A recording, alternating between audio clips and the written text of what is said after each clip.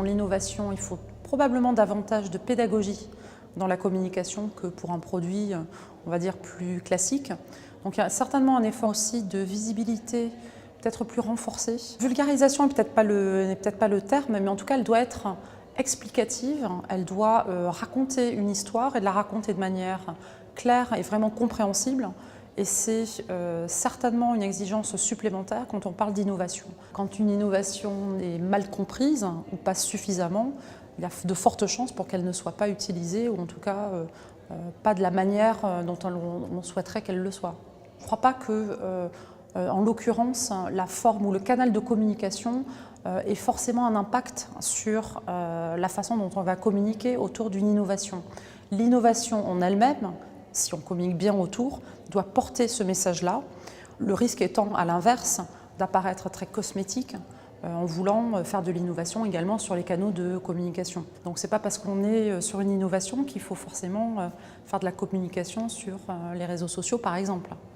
Encore faut-il avoir quelque chose d'intéressant à dire et des gens derrière qui puissent comprendre et relayer.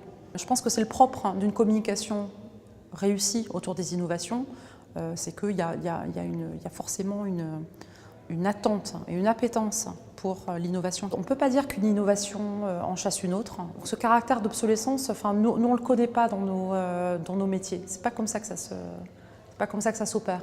À partir d'un objet qui a été inventé, et un business model bien sûr, qui a été inventé en 1964 par Jean-Claude Decaux et qui finalement a beaucoup évolué ces 50 dernières années, mais on est vraiment dans l'évolution à partir d'un même concept et sa transposition aujourd'hui qui fait appel effectivement au numérique, à plein de nouvelles technologies, mais on est vraiment sur le même cœur de sujet.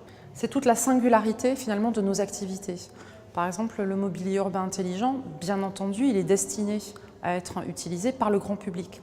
Or, ce n'est pas auprès du grand public que nous communiquons en première intention. Donc c'est aussi, et là on parle plus vraiment de communication, mais ce sont les concepts mêmes, les objets, leur design et leur fonctionnalité qui font œuvre de communication auprès du grand public.